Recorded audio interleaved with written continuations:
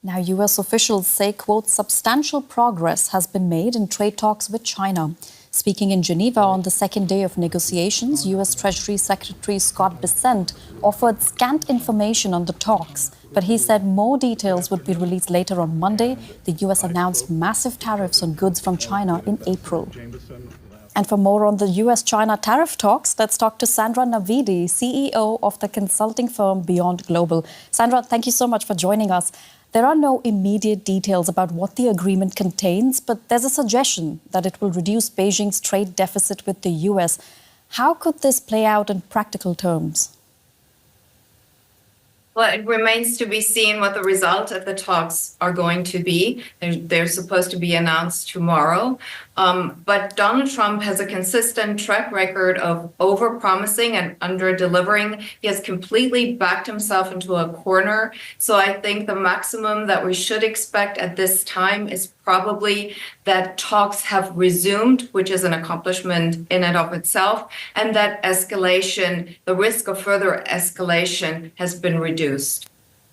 So a bit too early to say that the US-China trade war may be over, but perhaps the massive uncertainty that we've seen in global markets, will that disappear? Well, the problem is that Donald Trump and his administration have proven themselves to be completely unreliable.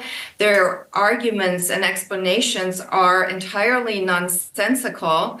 So Wall Street and CEOs of big companies have nothing to go by, and there's no reliability. And I think the damage that has been done has already been grave and is probably will have a lasting impact, even if an agreement will be reached between China and the US. Can you remind us a bit of the sort of impact that this has had already? Well, especially smaller companies. Let's say they bought inventory, ordered inventory from China for $100,000. And now all of a sudden, in addition to this $100,000, they have to pay another $145,000. Smaller companies don't have the liquidities. They won't get a bank loan for that because no customer in the world is able to pay for that.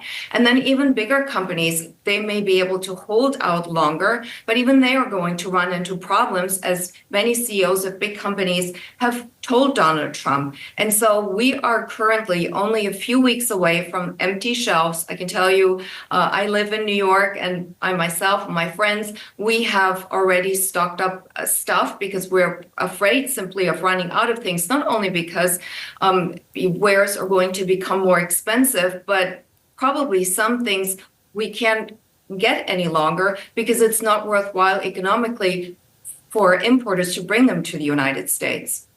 Not a very optimistic message there. I wonder, do you see a way forward that could get the situation to a better point? Well, Donald Trump is unreliable. I think his advisors are trying behind the scenes to kind of get him to agree to lower tariffs, because what is an agreement? Even if Donald Trump were to lower tariffs for China to 80%, that is also not economically viable. If it were at 50%, maybe some companies could handle that. But tariffs would have to decrease substantially in order for a deal to work. And we are very far from an agreement. That's Sandra Navidi. Thank you so much for those insights. My pleasure. Thank you very much for having me.